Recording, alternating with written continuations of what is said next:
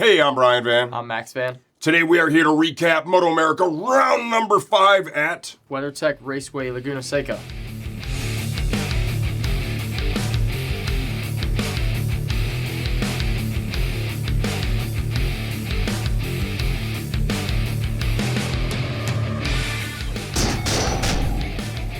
Okay, well, what did we bring home from Laguna Seca? Probably the Rona. I don't know. Yeah, we were sick. Both of us missed work last week. I missed 2 days. Never happens. I missed 3 days. Never happens either, but... Well. It is what it is. A little sickness followed us home. That's a great track. That track's iconic. Do you enjoy the layout? Every lap there is pretty cool, especially FP1, because it's just cool going back there. You know what I mean? Especially going up to the corkscrew, having some fun, figuring out where you're going, trying to see. Beautiful part of the country, too, man. It is indeed beautiful. So... Beautiful part of the country. We had a lot of fun.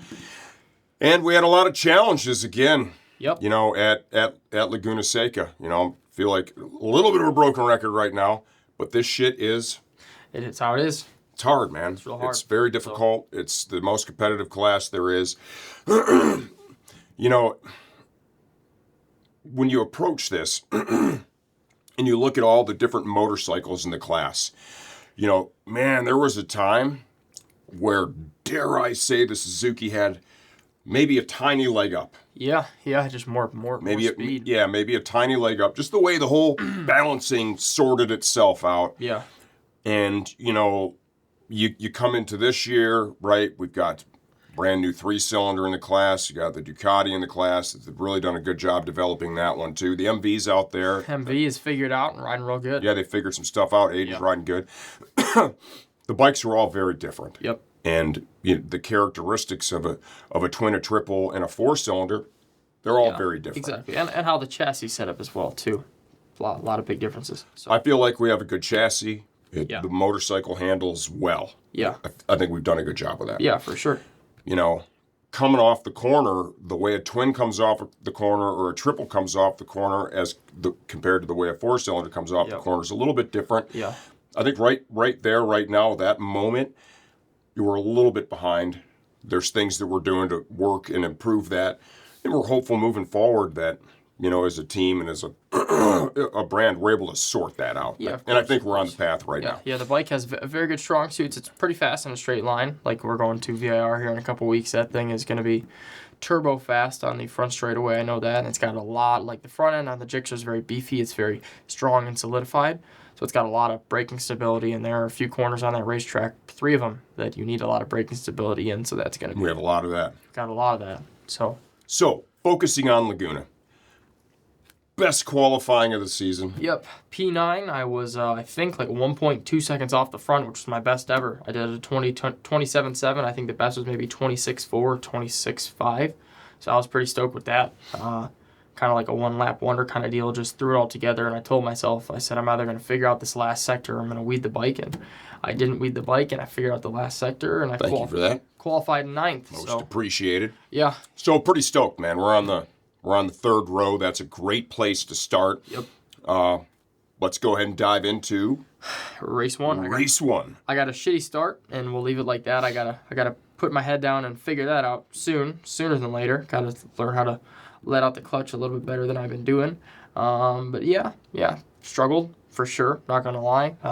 Kind of ran the same pace as I did last year, I think in race 2, the first few laps before I crashed, but finished 12th, I think. Wasn't great, but, you know, I just fell backwards. I don't really have many excuses other than I kind of rode like shit and I got a bad start. And, you know, starts at this professional level, it's not like Wira where, you know, you're staggered with random people who have more points in the championship or who signed up early or signed up first in that race. It's like, you know, you're lined up with dudes who the guy behind you qualified .001 behind you. You know what I mean? These dudes are fucking legit and they're all fast and it's real hard to pass them. And yeah, just got a bad start and rode my race from there and finished in 12th. So yeah, not terrible. Not terrible. That's not a terrible result. No.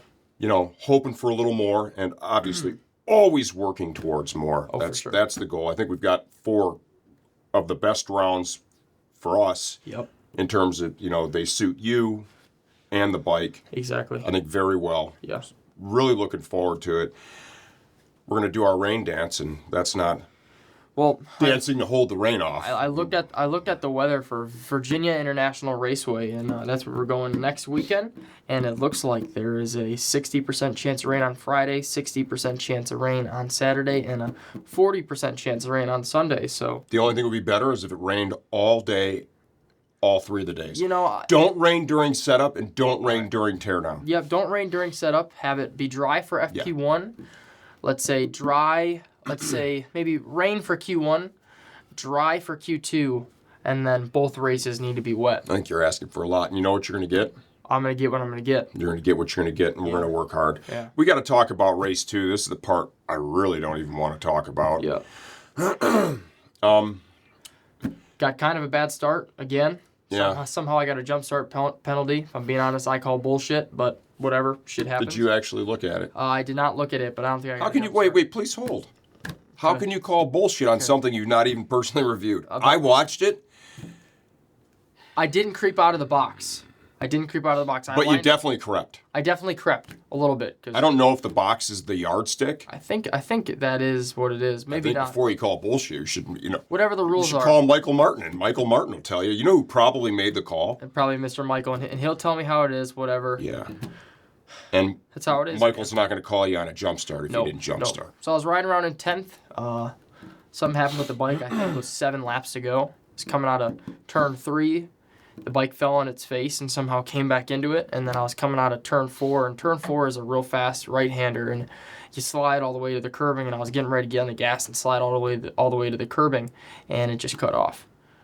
Had nothing. Tried to recycle, turn off the ECU, turn it back on nice and slow because I didn't want to break any of the electronics because, it's electronic shit. It can break. And pushed it all the way from turn 4 to turn 5. And that was my weekend.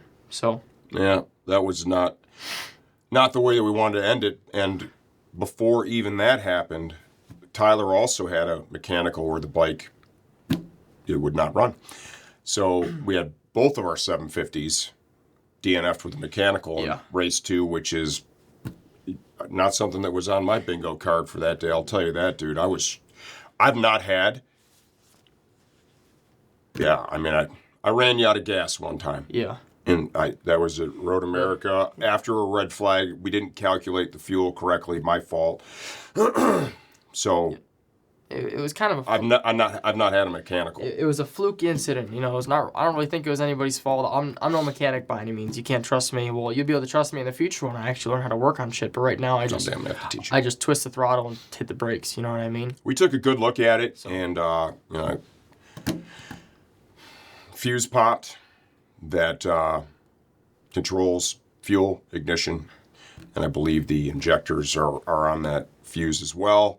I took a picture of it so I could blow it up and really look at it, because it wasn't like a burn that you would normally see, where it's very clear, the just burnt and it's melted and gone in the middle. And I put my good glasses on and I looked at it, and I could see in the plastic, there was some bubbling of the plastic that would indicate heat. So I think it blew. I don't think it was a case of vibration that cracked. There's just a lot of speculation right now. We took a good look at the harness while we could after the race. You got to also load the team truck up and all that stuff. So that's back at Team Hammer right now. I have full confidence that my man Cole and Chris, they're going to get this all sorted, and we're going to be locked and loaded for something we're really looking forward to. Yeah, the VIR is cool to see. My guy Fahad Khan over at Precision Track Days. Yeah, man, we got to go out with him after. He came out Sunday. We had some dinner in San Jose. Luckily, as he warned us about, our luggage did not get stolen out of our rental Ford Bronco, so we were good there. I think it was actually pretty good to drive, man. Yeah, it wasn't too bad. A lot better than Jeeps. Sorry to you Jeep owners out there. Mom's gonna hate. She watches this. You're in trouble. Yeah. Regular life. Who's coming with us to VIR? My awesome girlfriend Lexi. She's coming to VIR with us, and of course Jimmy Fox, and we're gonna meet the whole team. Vision Wheel. It's gonna be awesome, dude. S-Star Suzuki team, and hopefully spin some fast laps in wet or dry conditions. I have full confidence, dude. You're going to do really good there. I don't know if you guys remember, but I'm really fast at VIR. I think that's probably my favorite track in the country. That Mid-Ohio, New Jersey, something about them.